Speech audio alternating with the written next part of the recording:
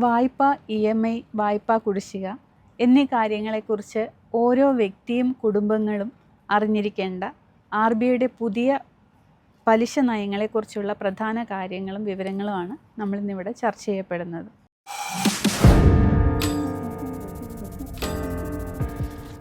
മൈഫിൻ ടോക്സിലേക്ക് സ്വാഗതം sir. Welcome to the show. Thank you sir. ബഡ്ജറ്റിന് ശേഷമുള്ള നമ്മുടെ ആദ്യത്തെ ഷോ ആണല്ലോ ഇത്. കുറച്ചൊരു ഡിലേ വന്നു അല്ലേ? അപ്പോൾ അതിൽ നമ്മൾ കുറേ കാര്യങ്ങളെക്കുറിച്ച് ചർച്ച ചെയ്യാനാണ് ഞാൻ നോട്ട് ചെയ്തുകൊണ്ട് വന്നിരിക്കുന്നത്. അപ്പോൾ അതിൽ പ്രധാനമായിട്ട് നമ്മൾ ലോണിനെ കുറിച്ചാണ്. Housing loan, personal loan, credit card, education loan, മുദ്ര ലോൺ, അങ്ങനെ കുറേ ലോണുകളുണ്ട്. അപ്പോൾ അതിൽ ആദ്യമായിട്ട് നമുക്ക് ഹൗസിംഗ് ലോണിനെ കുറിച്ച് സംസാരിക്കാം. RBI പലിശ നിരക്കിലുണ്ടായ ഈ ഒരു വ്യത്യാസം ഭവന വായ്പയുടെ പലിശയെ എങ്ങനെ ബാധിക്കുന്നുണ്ട്? നമ്മളെല്ലാവരും വളരെ പ്രതീക്ഷയോടെ കുറേ നാളുകളായിട്ട് നോക്കിയിരുന്നതാണ് RBI എപ്പോഴാണ് റേറ്റ് കുറയ്ക്കുക, അതനുസരിച്ച് നമ്മുടെ EMIയിൽ കുറവ് വരുമോ എന്നനുസരിച്ച് നോക്കിയിരിക്കുന്നുണ്ടായിരുന്നു. അപ്പോൾ അങ്ങനെ അവസാനം കുറച്ചു. 25 ബേസ് പോയിൻ്റാണ് കുറച്ചിട്ടുള്ളത്. അപ്പം അതൊരു ബാങ്കിങ്ങിൻ്റെ ഒരു പോളിസി അനുസരിച്ച്, അതിൻ്റെ കാലാവധി അനുസരിച്ചാണ് അതിൻ്റെ ഇത് കുറയുന്നത്. അപ്പോൾ ഞാനത് നമ്മൾ മുമ്പ് ഡിസ്കസ് ചെയ്തതുകൊണ്ട് ഒന്ന് നോക്കിയിരുന്നു. RBI 25 ബേസ് പോയിൻ്റാണ് കുറച്ചിട്ടുള്ളത്. അപ്പോൾ EMIയിൽ സ്വാഭാവികമായിട്ടും വരുന്ന ഒരു റിഡക്ഷൻ എന്ന് പറയുന്നത് ഞാനത് നോട്ട് ചെയ്ത് വെച്ചിട്ടുണ്ടായിരുന്നു. അപ്പോൾ ബിറ്റ്വീൻ നമ്മളൊരു 1 lakhന് 14 മുതൽ 18 വരെയാണ് 1 ലക്ഷത്തിൽ കുറവ് വരുന്നത്. ഓക്കെ, അപ്പോൾ ഒരു 15 ഇയർ ലോൺ വരുവാണെങ്കിൽ 14 രൂപയാണ് കുറവ് വരുന്നത്. അപ്രോക്സിമേറ്റാണ് പറയുന്നത്, ചെറിയ വ്യത്യാസം വരാം. 30 വർഷത്തെ ആണെങ്കിൽ 18 രൂപ EMIയിൽ കുറവ് വരും. എക്സാമ്പിൾ നമ്മളൊരു ഹോം ലോണിൻ്റെ കേസ് എടുക്കുവാണെങ്കിൽ 20 വർഷത്തെ കേസിൽ 20 ലക്ഷത്തിന് ഒരു മാസത്തെ EMIയിൽ ടോട്ടൽ കുറവ് വരുന്നത് 300 രൂപയാണ്. അപ്പം 60 അതൊരു 60 ലക്ഷമാണെങ്കിൽ ഏകദേശം 900 രൂപയുടെ കുറവ് വരും. ഓക്കെ, അപ്പോൾ നമ്മൾ ഇതിൽ നിന്ന് മനസ്സിലാക്കേണ്ട ഒരു മെസ്സേജ് എന്ന് പറയുന്നത് EMIയിൽ കുറവ് വരുന്നത് നമുക്ക് എങ്ങനെ അഡ്ജസ്റ്റ് ചെയ്യാന്നുള്ളതാണ്. ഇപ്പോൾ ഈ ഫ്ലോട്ടിംഗ് ഇൻട്രസ്റ്റ് റേറ്റും ഫിക്സഡ് റേറ്റും ഇതിലേതാണ് നല്ലത്? നല്ല ഒരു തിങ്കിങ് ആണ്. എപ്പോഴും ഈ പലിശ നിരക്ക് കുറയ്ക്കുമ്പോൾ ആളുകൾ വിചാരിക്കുന്ന ഒരു കാര്യമാണ്, എനിക്ക് ഫിക്സഡ് ഇൻട്രസ്റ്റ് റേറ്റ് ആണെങ്കിൽ അല്ലെങ്കിൽ ഫ്ലോട്ടിംഗ് ഞാൻ ഫ്ലോട്ടിംഗ് ഇൻട്രസ്റ്റ് ആണ് തിരഞ്ഞെടുത്തിരുന്നെങ്കിൽ ഓട്ടോമാറ്റിക്കലി കുറഞ്ഞു വരുമെന്നുള്ളത്. അപ്പോൾ ഈ ഒരു സെനാരിയോയിൽ സാധാരണ ബാങ്കുകൾ ചെയ്യുന്നത്, നമ്മുടെ വായ്പ എടുത്തിരിക്കുന്ന ആൾക്ക് ഒരു ലെറ്റർ കൊടുക്കും, നിങ്ങൾ കാലാവധി കുറയ്ക്കുകയാണോ അതോ EMIയിൽ കുറയ്ക്കുകയാണോ എന്നാണ് ചോദിക്കുക. ഇപ്പോൾ ഫിക്സഡ് ഇൻട്രസ്റ്റ് റേറ്റിൻ്റെ കേസിലാണെങ്കിൽ, ഇപ്പോൾ 15 വർഷത്തെ വായ്പയാണ്, ഭവന വായ്പയാണെങ്കിൽ അത് 15 വർഷവും ആ റേറ്റ് അല്ല. അത് അതിൻ്റെ പോളിസി അനുസരിച്ചിട്ട് ഓരോ ബാങ്കിൻ്റെ ലോൺ സ്കീം അനുസരിച്ചിട്ട് ചിലപ്പോൾ 1 വർഷമാവാം, ചിലപ്പോൾ 3 വർഷമാവാം. Fixed rate not for end of tenure അല്ല. നമ്മളൊരു 30 വർഷത്തെ ലോണാണ് എടുത്തെങ്കിൽ 30 വർഷവും ആ ഇൻട്രസ്റ്റ് റേറ്റ് ആയിരിക്കുമല്ലോ വരിക. അപ്പോൾ നമുക്കൊരു ഒരു കൺക്ലൂഷൻ പോയിന്റിൽ പറയാവുന്നത്, ബേസ്ഡ് ഓൺ ഇപ്പോൾ നമ്മൾ ഇനിയും ഇൻട്രസ്റ്റ് റേറ്റ് കുറയ്ക്കുന്ന പ്രതീക്ഷയുള്ള ആളുകളാണെങ്കിൽ, ബാങ്കിൻ്റെ ലോണുകൾ നോക്കുന്ന ആളാണെങ്കിൽ അവരുടെ തീരുമാനമാണ്. അപ്പം ഉദാഹരണത്തിന് ഫ്ലോട്ടിംഗ് റേറ്റ് ഇപ്പോൾ നമ്മൾ ഈ പറഞ്ഞ പോലെ 600 രൂപ കുറച്ചു, 20 ലക്ഷം വരുമ്പോൾ ഏകദേശം എത്ര എമൗണ്ട് കുറവ് വന്നല്ലോ, അല്ല 300 രൂപ കുറവ് വന്നു. അപ്പോൾ കാലാവധി കുറച്ച് കഴിഞ്ഞാലുള്ളൊരു ഗുണം മുതലിലും കൂടെ അതായത് നമ്മൾ ഈ സെയിം തന്നെ EMI സെയിം തന്നെ അടയ്ക്കണം, നേരത്തെ അടച്ചുകൊണ്ടിരുന്ന EMI തന്നെ അടയ്ക്കണം. പക്ഷെ നമ്മൾ എടുത്തിരിക്കുന്ന പ്രിൻസിപ്പൽ എമൗണ്ടിൽ കുറവ് വരും.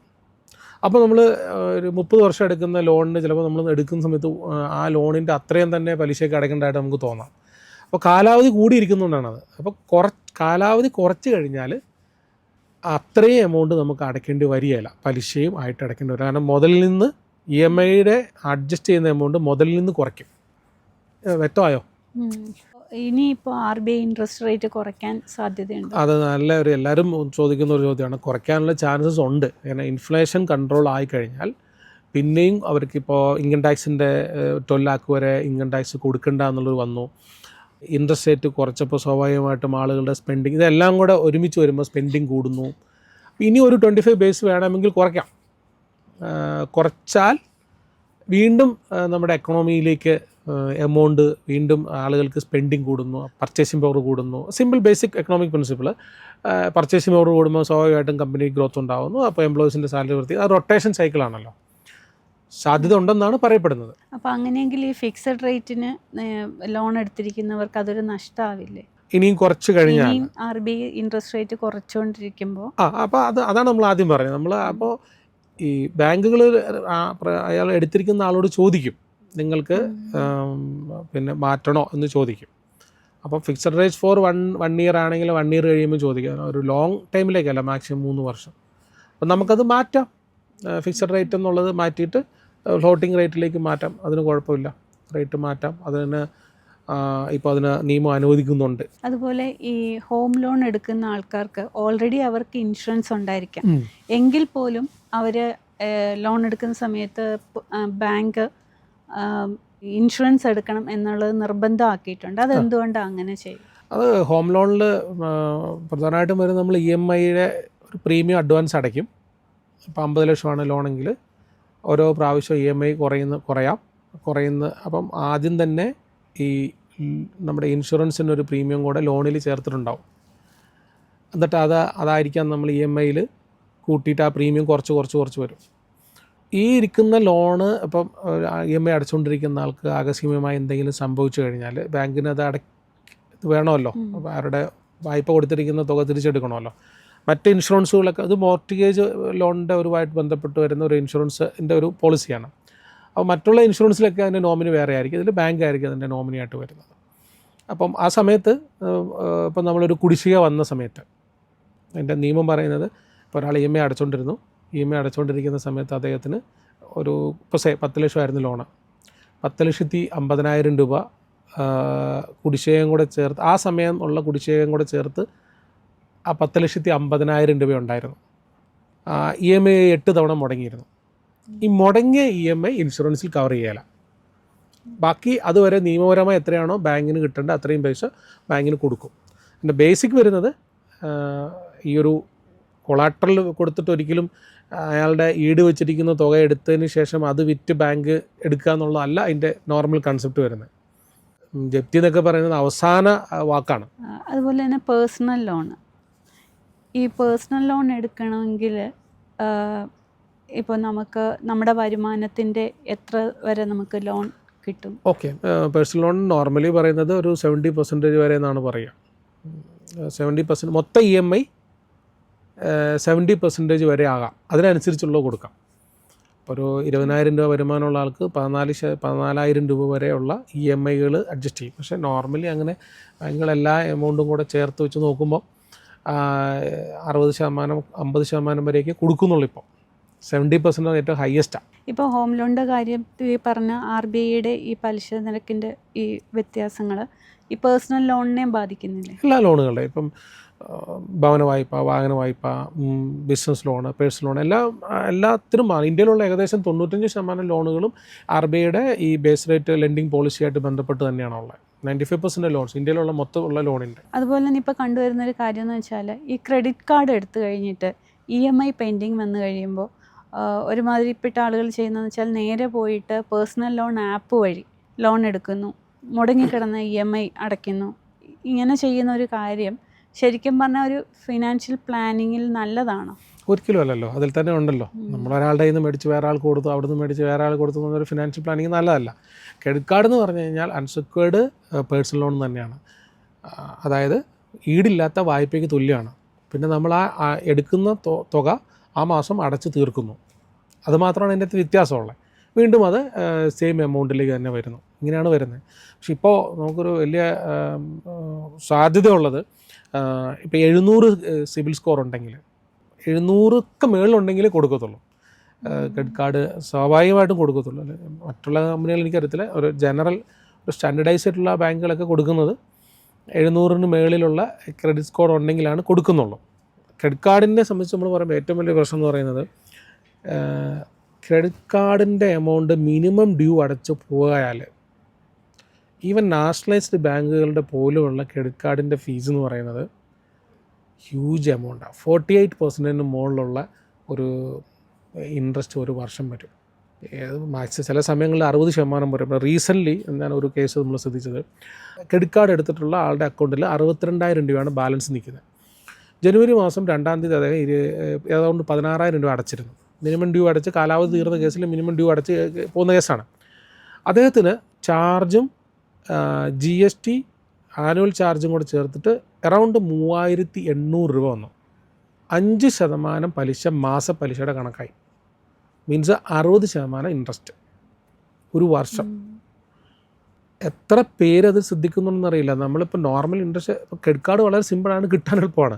പക്ഷേ ഇതാണ് ഇതിൻ്റെ ഒരു സത്യാവസ്ഥ. അപ്പം ക്രെഡിറ്റ് കാർഡ് എടുത്തിട്ട് അടയ്ക്കാതിരിക്കുന്നത് എന്ന് പറഞ്ഞു കഴിഞ്ഞാൽ അത് നമ്മൾ കൊള്ളപ്പലിശയ്ക്ക് പണം മേടിക്കുന്നതിന് തുല്യമാണ്. പലരും ഇപ്പോൾ ക്രെഡിറ്റ് കാർഡ് എടുക്കുന്നത് സിബിൽ സ്കോർ കൂട്ടാമെന്നും പറഞ്ഞിട്ടാണ് എടുക്കാറുള്ളത്. പക്ഷെ ഇങ്ങനെ പൊതുവെ ഇപ്പോൾ കാണുന്ന കാര്യം ഇങ്ങനെ മുടക്കം വന്നത് കാർഡിൽ ഡ്യൂസുള്ള ആളുകൾക്ക് അങ്ങനെ വളരെ കുറച്ചാണ് കൊടുക്കുന്നത്. അല്ലെങ്കിൽ പിന്നെ വേറെ എന്തെങ്കിലും ഒരു വായ്പ എടുത്തിട്ട് അത് കൃത്യമായി അടച്ച് നമ്മുടെ ഒരു തിരിച്ചടവ് ശേഷിയിൽ ഇയാളൊരു മാന്യനാണ് എന്ന് ബാങ്കിനോ അല്ലെങ്കിൽ ക്രെഡിറ്റ് ഏജൻസികൾക്കോ തോന്നുന്ന രീതിയിലേക്ക് വരുത്തി തീർക്കുക എന്നുള്ളതാണ്. യഥാർത്ഥത്തിൽ അയാൾ അപ്പോഴും ഇതൊരു ക്രെഡിറ്റ് കാർഡ് കൂട്ടി വേറെ വായ്പ എടുക്കാൻ വേണ്ടിയിട്ടാണുള്ളത്. അല്ലാതെ അയാൾ സ്വാഭാവികമായിട്ടും അയാൾക്ക് അത് അടയ്ക്കാനുള്ള കപ്പാസിറ്റി ഇല്ല. പക്ഷേ സിവിൽ സ്കോർ കൂട്ടാൻ വേണ്ടിയിട്ടാണ്. അതിപ്പോൾ ആളുകൾക്ക് പെട്ടെന്ന് അറിയാവുന്ന ആളുകൾക്ക് മനസ്സിലാവും അതിന് വേണ്ടിയിട്ടാണെന്ന്. അതുപോലെ തന്നെ എഡ്യൂക്കേഷൻ ലോൺ നമ്മൾ എടുക്കുമ്പോൾ ആദ്യം വന്നിട്ട് വിദ്യാലക്ഷ്മി പോർട്ടലിൽ അപ്ലൈ ചെയ്യണം.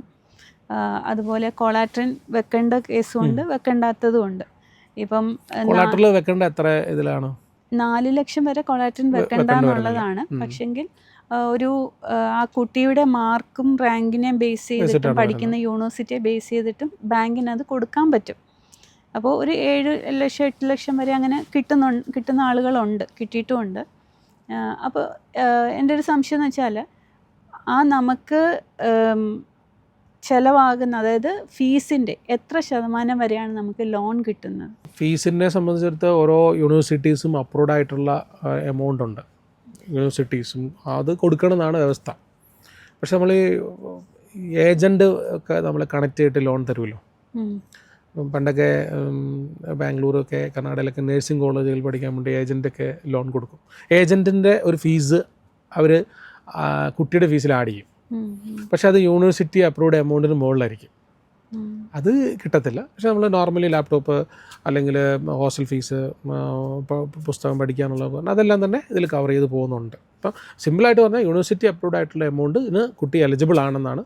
ഫുൾ എമൗണ്ടും അങ്ങനെ? അതെ, ഫുൾ എമൗണ്ടിന് എലിജിബിൾ ആണെന്നാണ് പറയുന്നത്. അതിനകത്ത് യൂണിവേഴ്സിറ്റി അപ്രൂവ്ഡ് ആയിട്ടുള്ളൊരു എമൗണ്ട് ഓരോ കോഴ്സിനെ സംബന്ധിച്ച് ബാങ്കുകൾക്ക് ഓൾറെഡി അവരുടെ ചാർട്ടിലുണ്ട്. ഈ എഡ്യൂക്കേഷൻ ലോൺ നമ്മൾ എടുക്കുന്ന സമയത്ത് സിബിൽ സ്കോർ ഒരു വിഷയമാവില്ലേ? സിബിൽ സ്കോർ സ്വാഭാവികമായിട്ടും പേരൻറ്റിന് എഡ്യൂക്കേഷൻ ലോൺ കുട്ടിയുടെ വായ്പയാണെന്ന് പറഞ്ഞാൽ പോലും പേരൻറ്റിനാണ് അത് വായ്പ കൊടുക്കുന്നത്. നമുക്കറിയാം, മാതാപിതാക്കൾക്കാണ് അതിൻ്റെ വായ്പ കൊടുക്കുന്നത്. പക്ഷേ അങ്ങനെ പേരൻറ്റിന് ഗവൺമെൻറ് റൂൾ അനുസരിച്ച് എഡ്യൂക്കേഷൻ ലോണിന് ക്രെഡിറ്റ് കാർഡ് ബാധകമല്ല, ക്രെഡിറ്റ് സ്കോർ ബാധകമല്ല.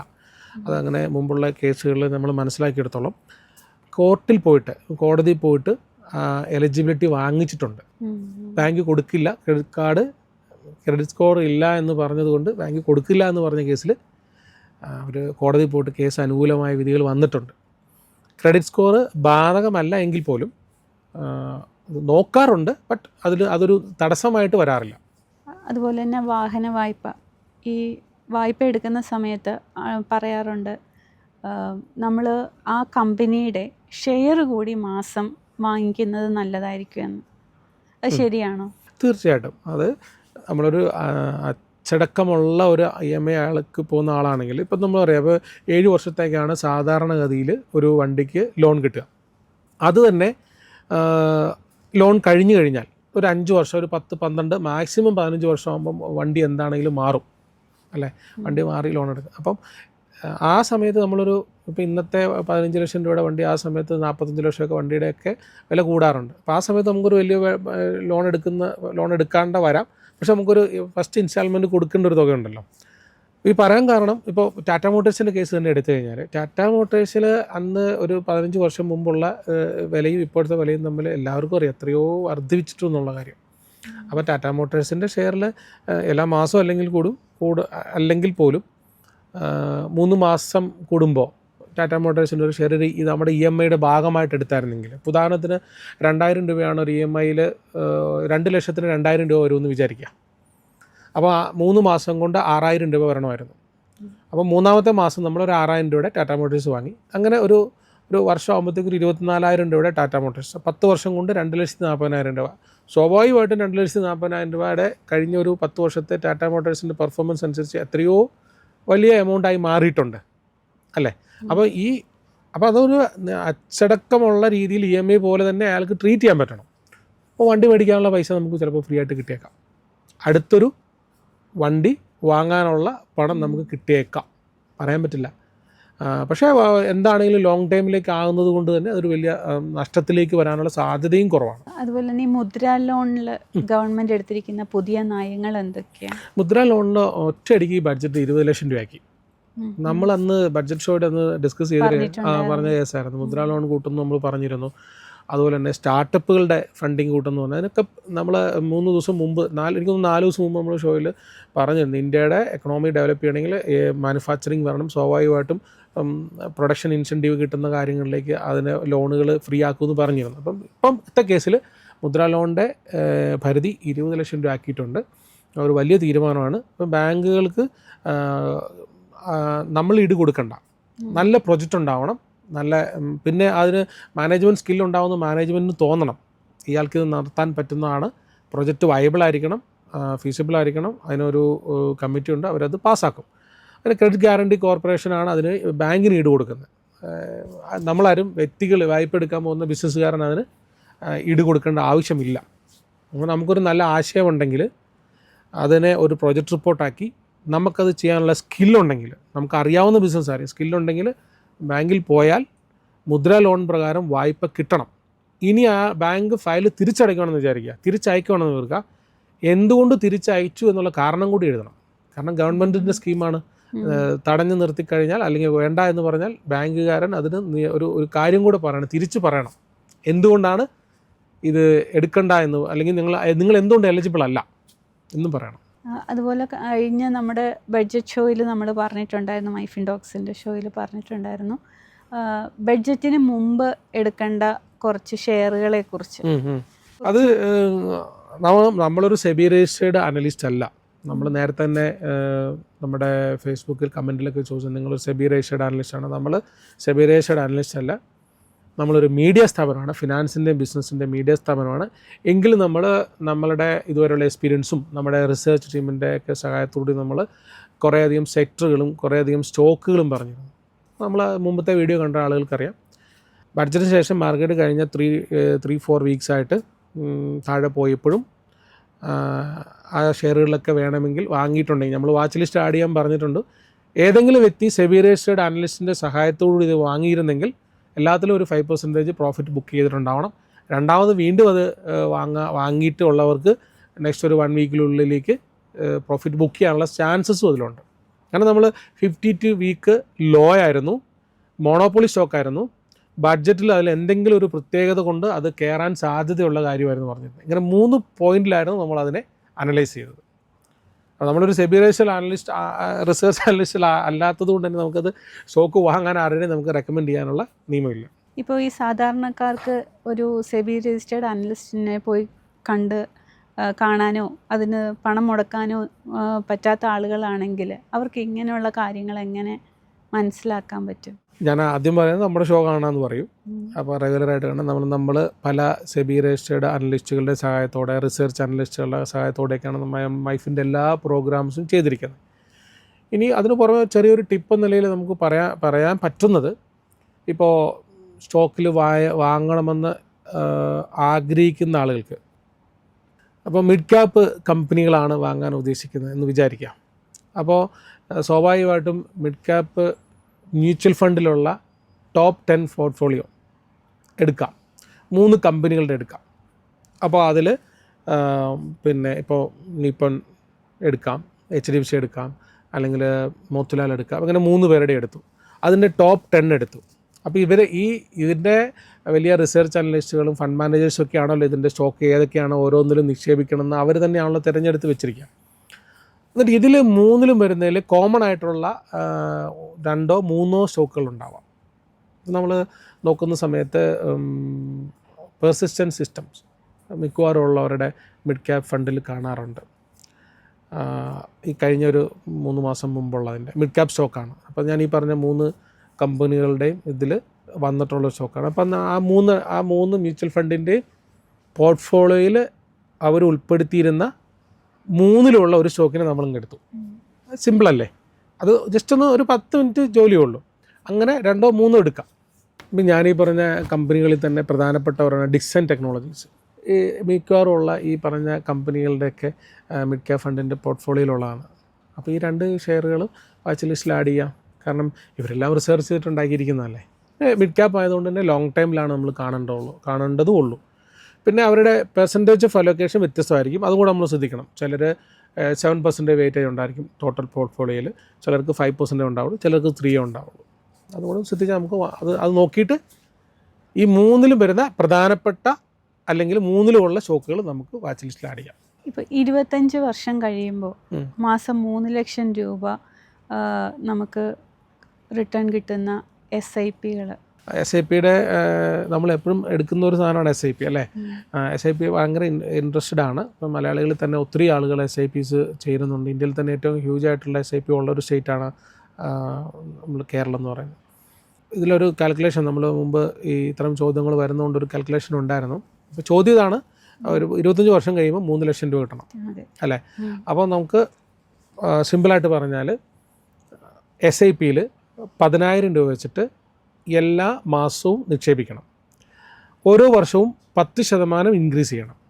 ഓക്കെ, അങ്ങനെ 25 വർഷം നിക്ഷേപിക്കണം.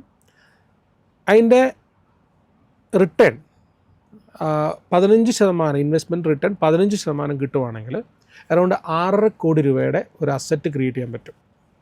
അപ്പോൾ ഈ 6.5 കോടി രൂപയിൽ നമ്മൾ അസറ്റ് ക്രിയേറ്റ് ചെയ്താൽ ഈ പറയുന്ന കണ്ടീഷൻസ് പ്രകാരമാണ്. അങ്ങനെ ആണെങ്കിൽ ഈ 6.5 കോടി രൂപയിനകത്തുനിന്ന് നമുക്ക് 3 ലക്ഷം രൂപ വെച്ച് വിഡ്രോ ചെയ്യാം. സിസ്റ്റമാറ്റിക് വിഡ്രോവൽ പ്ലാൻ വെച്ചിട്ട് SW വെച്ചിട്ട് നമുക്ക് ആ സമയത്ത് വിഡ്രോ ചെയ്യാം. അപ്പോൾ സ്വാഭാവികമായിട്ടും ഒരു 10-20 വർഷം കൂടെ അദ്ദേഹം ജീവിച്ചിരിക്കുന്ന ഒരു സാഹചര്യം വന്നാൽ അറൗണ്ട് 3,60,00,000 രൂപയുടെ അടുത്തുള്ള ഒരു തുക മൊത്തം അദ്ദേഹത്തിന് കിട്ടും. പിന്നെ ഒരു 3 കോടി രൂപ ശേഷിക്കുന്നുണ്ടാവും അടുത്ത തലമുറയ്ക്ക് കൈമാറാൻ വേണ്ടിയിട്ട്. അപ്പം നമ്മളിതൊരു അസംഷനാണ്. 15% റിട്ടേൺ കിട്ടണം, 10% സ്റ്റെപ്പപ്പ് ചെയ്യണം, എല്ലാ വർഷവും അടയ്ക്കുന്ന എമൗണ്ടിൻ്റെ കൂടെ 10% സ്റ്റെപ്പപ്പ് ചെയ്യണം, ദെൻ അത് 25 വർഷം എത്തണം. ഈ ഒരു കണ്ടീഷനിലാണ് കിട്ടുക. അപ്പം ഇതിൻ്റെ കൺസെപ്റ്റാണ് നമ്മൾ നോക്കേണ്ടത്. ഇത്ര കിട്ടിയെന്നുള്ളത്. കാരണം ഇപ്പോൾ 10,000 രൂപ ഒരു ആൾക്ക് ഒരു മാസം ചിലവുണ്ടെങ്കിൽ 25 വർഷം കഴിയുമ്പം 42,000 രൂപ അടുത്ത് ആ ചിലവ് വരും. ഇൻഫ്ലേഷൻ എമൗണ്ട് വെച്ച് കണക്ക് കൂട്ടുമ്പോൾ 6% ഒരു കണക്ക് വെച്ച് നോക്കുമ്പോൾ. അപ്പോൾ സ്വാഭാവികമായിട്ടും അന്നത്തെ നമ്മുടെ ജീവിത ദൈർഘ്യം കൂടുമെന്നും അതിനനുസരിച്ച് ഫ്യൂച്ചറിലേക്ക് വേണ്ടിയിട്ട് നിക്ഷേപങ്ങൾ നടത്തണമെന്നും നമ്മൾ ഇപ്പോഴേ പ്ലാൻ ചെയ്യുക എന്നുള്ളതാണ്. അല്ലാതെ നമ്മൾ ആ വാക്കുകളിൽ ഇനിയിപ്പോൾ ഇതിൻ്റെ കമൻറ്റ് താഴെ വരാൻ സാധ്യതയുള്ളത് ഇപ്പോഴേ പറയാം. അന്ന് മറ്റേ ഇങ്ങനെ ആയിരിക്കും, അന്ന് 25 കോടി കിട്ടിയിട്ട് എന്ത് ചെയ്യാനാന്നൊക്കെ ചോദിച്ചിട്ടായിരിക്കും പറയുക. പക്ഷേ നമുക്ക് കൺസെപ്റ്റാണ് നമ്മൾ ഷെയർ ചെയ്യുന്നത്. ആളുകളുടെ ജീവിത ദൈർഘ്യം കൂടുന്നു, ഇന്ത്യയിൽ ഇൻഫ്ലേഷൻ ഉണ്ട്. അപ്പോൾ ഇന്ന് 10,000 രൂപയുള്ള ആൾക്ക് 10-15 വർഷം കഴിയുമ്പോൾ 40,000 രൂപ വേണം. ആ 40,000 രൂപയ്ക്ക് അന്നല്ല നിക്ഷേപിക്കേണ്ടത്, ഇന്നാണ് നിക്ഷേപിക്കേണ്ടത്. അപ്പം നിക്ഷേപങ്ങൾ തുടങ്ങുക. മൈഫിൻ ടോക്സിൻ്റെയും മൈഫിൻ ടിവിയുടെയും ഉദ്ദേശ ലക്ഷ്യങ്ങളൊന്നും അത് തന്നെയാണല്ലോ. ഇനി അടുത്ത സെക്ഷൻ നമ്മുടെ കസ്റ്റമർ ക്വയറീസ് ആണ്. ഇതിപ്പം നമ്മൾ കുറേ എപ്പിസോഡുകളിൽ ചർച്ച ചെയ്തിട്ടുള്ളൊരു കാര്യമാണ്. പക്ഷേ കസ്റ്റമർ അതിനെ വിട്ടുമാറിയിട്ടുമില്ല. അതായത് വിപ്രോ ഇല്ലാതെ ഒരു മൈഫിൻ ടോക്ക് ഇല്ലല്ലോ. സബ്ജക്റ്റ് എന്താ? ഞാൻ ഉദ്ദേശിച്ച സാധനം തന്നെയാണോ നോക്കണേ. അതായത് വിപ്രോയിൽ ആർക്കെങ്കിലും 12 കോടി കിട്ടിയിട്ടുണ്ട്? 12 അല്ല, 1,200 കോടി. സോറി, 1,200 കോടി കിട്ടിയെന്ന് നമ്മളാരും കിട്ടിയെന്ന് പറഞ്ഞിട്ടൊന്നുമില്ല. ഒരാൾ കൂട്ടുകാരന് മെസ്സേജ് അയച്ചു, ബെൻസ് ഞാൻ വാങ്ങിക്കാൻ പോവാണ് എന്ന് പറഞ്ഞിട്ട്. അപ്പോൾ കൂട്ടുകാരൻ അതിനെ ബെൻസിനെ കുറിച്ചാണ് ചിന്തിച്ചുകൊണ്ടിരുന്നത്. ബെൻസ് എങ്ങനെ വാങ്ങാമെന്ന് കുറിച്ച് ചിന്തിച്ചിട്ട് ഞങ്ങൾക്ക് ഇങ്ങനൊരു അപ്പോൾ ബെൻസിൻ്റെ സ്പെല്ലിങ് തെറ്റായിരുന്നു. അപ്പോൾ കൂട്ടുകാരൻ കണ്ടുപിടിച്ചത് എന്താ, വാട്സപ്പിൽ മെസ്സേജ് ബെൻസിൻ്റെ സ്പെല്ലിങ് തെറ്റാണെന്ന് കണ്ടുപിടിച്ചത്.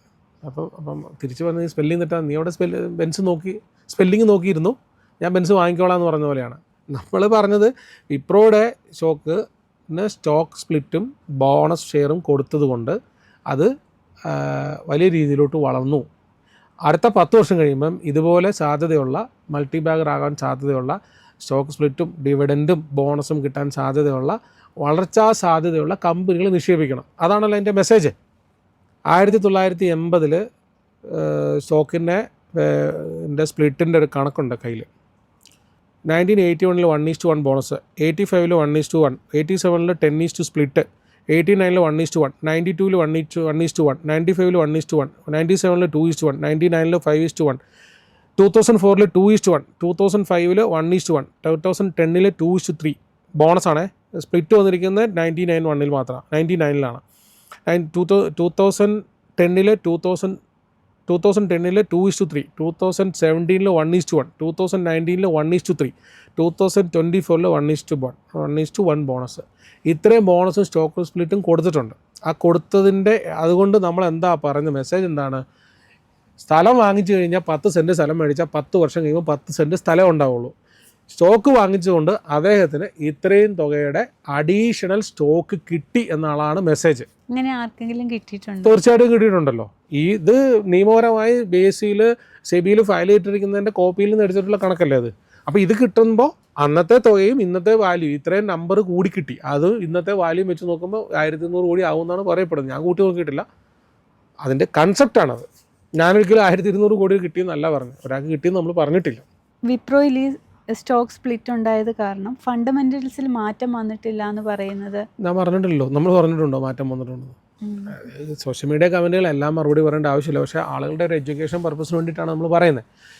സ്റ്റോക്ക് സ്പ്ലിറ്റോ ബോണസോ വരുന്നതുകൊണ്ട് സ്റ്റോക്കിൻ്റെ ഫണ്ടമെൻ്റലി അത് സ്ട്രോങ് ആവുന്നോ ടെക്നിക്കലി അത് സ്ട്രോങ് ആവുന്നോ ഒരർത്ഥവുമില്ല. നമ്മൾ അങ്ങനെ പറഞ്ഞിട്ടുമില്ല.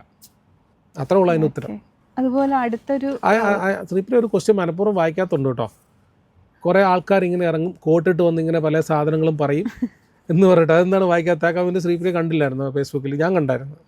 അപ്പോൾ സുഹൃത്തെ, പിന്നെ നമ്മൾ പറയുന്നത് കോട്ടിടുന്ന ആളുകളെല്ലാം തന്നെ അല്ലെങ്കിൽ നമ്മളൊരു ബ്ലേസർ ഇടുന്നു പറഞ്ഞാൽ അതിൻ്റെ അർത്ഥം അത് നമ്മുടെ പ്രൊഫഷൻ്റെ ഭാഗമായിട്ട് ഇടുന്നതാണ്, പറഞ്ഞ് പറ്റിക്കാൻ വേണ്ടി ഇടുന്നതല്ല.